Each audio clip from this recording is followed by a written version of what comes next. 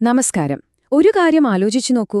ഏകദേശം 1200 വർഷം പഴക്കമുള്ള ഒരു താളിയോലയിൽ എഴുതിയ ഗ്രന്ഥത്തിന് നമ്മുടെ തലച്ചോറിന്റെയും ബോധത്തിന്റെയും ഏറ്റവും വലിയ രഹസ്യങ്ങൾ പറഞ്ഞു തരാൻ പറ്റുമോ?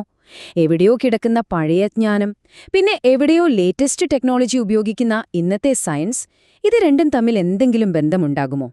നമുക്കൊരുമിച്ച് ഈ ഒരു അത്ഭുത ലോകത്തേക്ക് ഒന്ന് യാത്ര ചെയ്തു നോക്കാം. അതെ, ഇതാണ് നമ്മുടെ ഏറ്റവും പ്രധാനപ്പെട്ട ചോദ്യം.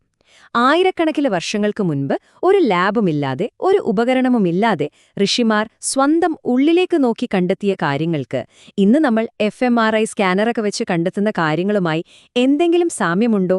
അതോ ഇതൊക്കെ വെറുതെ തോന്നുന്നതാണോ? നമുക്കൊന്ന് ആഴത്തിൽ പരിശോധിച്ചു നോക്കാം. അപ്പോ നമ്മുടെ ഈ യാത്രയുടെ ആദ്യത്തെ ഘട്ടത്തിലേക്ക് കടക്കാം. നമ്മൾ ഈ കാണുന്ന ലോകം, ഈ യാഥാർത്ഥ്യം, അത് ശരിക്കും എന്താണ്? നമ്മൾ കണ്ണടച്ചാലും അതവിടെ തന്നെ അങ്ങനെയുണ്ടാകുമോ? അതോ നമ്മുടെ മനസ്സ് നിർമ്മിക്കുന്ന ഒന്നാണോ ഈ ലോകം? ഇതിലൊക്കെ നമ്മുടെ ശ്രദ്ധ അഥവാ അറ്റൻഷന് എന്ത് റോളാണുള്ളത്? ഇതാണ് സ്പന്ദകാരിക എന്ന ആ പുരാതന ഗ്രന്ഥത്തിലെ 10ാമത്തെ ശ്ലോകം. ഒറ്റയടിക്ക് വായിക്കുമ്പോൾ ഇത് ഭയങ്കര കോംപ്ലിക്കേറ്റഡ് ആയിട്ടുള്ള എന്തോ ഫിലോസഫി പോലെ തോന്നാം, അല്ലേ? പക്ഷേ ഇതിലെ ഓരോ വാക്കും ഇന്നത്തെ ന്യൂറോ സയൻസ് പറയുന്ന കാര്യങ്ങളുമായി എത്രത്തോളം ചേർന്ന് നിൽക്കുന്നുവെന്ന് കാണുമ്പോൾ നമ്മൾ ശരിക്കും ഞെട്ടിപ്പോകും. നമുക്കിതിനെയൊന്ന് സിമ്പിളാക്കി മനസ്സിലാക്കാൻ ശ്രമിക്കാം. ദാ ഇവിടെയാണ് ആ ഒരു കണക്ഷൻ വരുന്നത്. രണ്ടു കൂട്ടരും പറയുന്നത് ഒരേ കാര്യമാണ്. നമ്മൾ കാണുന്ന ഈ ലോകം അത് പുറത്ത് റെഡിമെയ്ഡായിട്ടിരിക്കുന്ന ഒന്നല്ല. നമ്മുടെ കണ്ണും ചെവിയുമൊക്കെ കുറേ സിഗ്നലുകൾ തലച്ചോറിലേക്ക് അയക്കുന്നു. പക്ഷേ നമ്മൾ എന്തിലാണോ ശ്രദ്ധ കൊടുക്കുന്നത്, ആ സിഗ്നലുകളെ മാത്രം എടുത്ത് തലച്ചോറ് ഒരു യാഥാർത്ഥ്യം നിർമ്മിക്കുകയാണ് ചെയ്യുന്നത്, ഓരോ നിമിഷവും. ഇതൊരു ഭയങ്കര ആശയം തന്നെയല്ലേ? ഓക്കെ, അപ്പം നമ്മൾ ശ്രദ്ധ കേന്ദ്രീകരിച്ചു എന്ന് വെക്കാം. പക്ഷെ എത്ര നേരം നമുക്കങ്ങനെ പിടിച്ചു നിൽക്കാൻ പറ്റും? 1 മിനിറ്റ്, 2 മിനിറ്റ്? ആ ഒരു വെല്ലുവിളിയെക്കുറിച്ചാണ് അടുത്ത ശ്ലോകം പറയുന്നത്.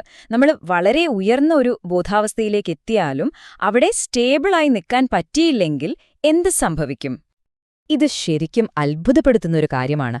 ആയിരക്കണക്കിന് വർഷം മുൻപ് താഴേക്ക് വീഴും എന്ന കവിതാരൂപത്തിൽ പറഞ്ഞ അതേ അവസ്ഥയെയാണ് ഇന്ന് സയൻസ് ഒരു പ്രത്യേക പേരിട്ട് വിളിക്കുന്നത്: ഡിഫോൾട്ട് മോഡ് നെറ്റ്വർക്ക് അഥവാ DMNന്റെ ആക്ടിവേഷൻ.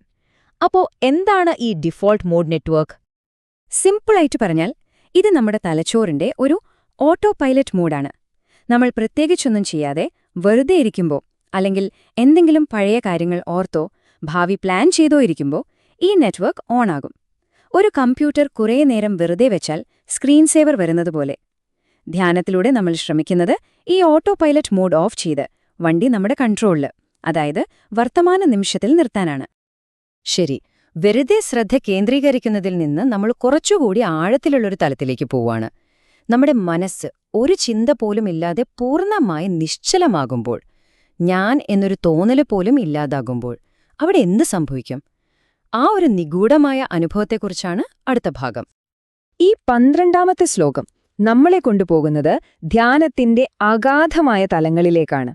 മനസ്സ് പൂർണ്ണമായും നിശ്ചലമാകുമ്പോൾ, ഒരു ചിന്ത പോലും ഉദിക്കാത്തപ്പോൾ എന്തായിരിക്കും അവസ്ഥ? ആ ഒരു പൂർണ്ണമായ നിശ്ശബ്ദതയെക്കുറിച്ചൊന്ന് സങ്കല്പിച്ചു നോക്കൂ. ദാ ഇവിടെയാണ് കാര്യങ്ങൾ ശരിക്കും ഇൻട്രസ്റ്റിംഗ് ആവുന്നത്. പുരാതന ഗ്രന്ഥത്തിൽ പറയുന്ന ആ ഒന്നുമില്ലായ്മ അഥവാ ശൂന്യാവസ്ഥ എന്നത് വെറുമൊരു സങ്കല്പമല്ല. അത് തലച്ചോറിൽ നമുക്ക് അളക്കാൻ പറ്റുന്ന ഒരു മാറ്റമാണ്. നമ്മുടെ ഇന്ദ്രിയങ്ങളിൽ നിന്ന് വരുന്ന എല്ലാ സിഗ്നലുകളെയും അരിച്ച് അകത്തേക്ക് വിടുന്ന ഒരു ഗേറ്റ് കീപ്പറുണ്ട് തലച്ചോറിൽ. അതിന്റെ പേരാണ് തലാമസ്. ആഴത്തിലുള്ള ധ്യാനത്തിൽ ഈ ഗേറ്റ് കീപ്പർ ഒന്ന് റെസ്റ്റ് എടുക്കും.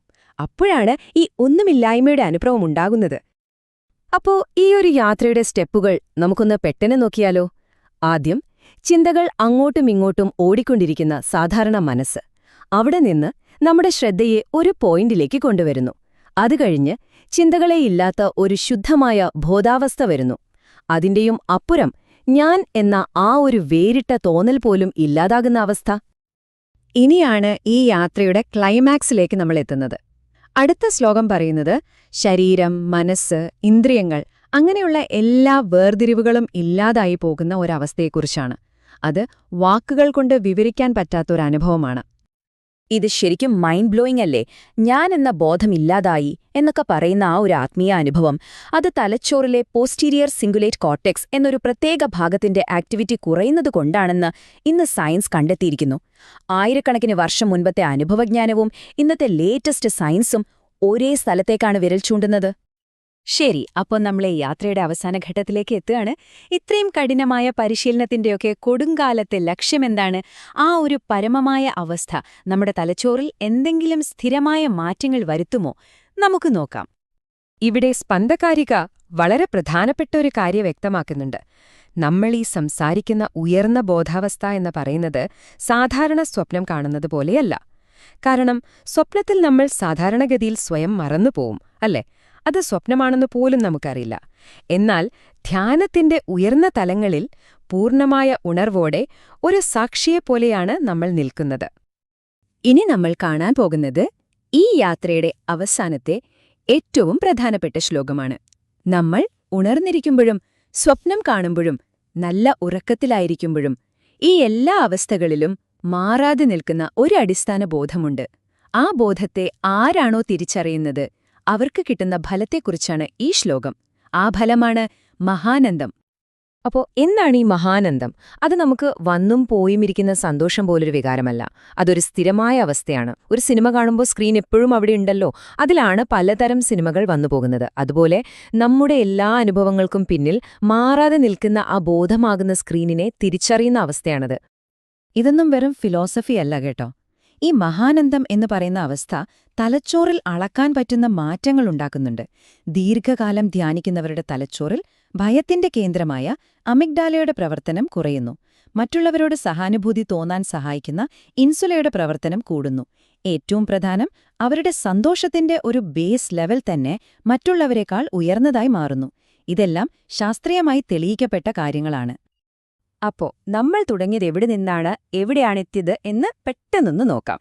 നമ്മുടെ ശ്രദ്ധ എങ്ങനെയാണ് യാഥാർത്ഥ്യത്തെ നിർമ്മിക്കുന്നത് എന്ന ലളിതമായ ആശയത്തിൽ നിന്ന് തുടങ്ങി, ചിന്തകളില്ലാത്ത അവസ്ഥയിലൂടെ കടന്ന് ഞാൻ എന്ന തോന്നല് ഇല്ലാതായി, ഒടുവിൽ മഹാനന്ദം എന്ന പരമമായ അവസ്ഥയിലെത്തുന്ന ഒരു മുഴുമയായ യാത്രയുടെ രൂപരേഖയാണിത്.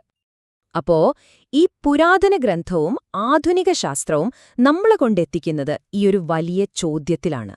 നമ്മുടെ ബോധമെന്നത് തലച്ചോറിലെ കുറച്ച് കെമിക്കൽ റിയാക്ഷൻസിന്റെ ഒരു ബൈ പ്രോഡക്റ്റ് മാത്രമാണോ?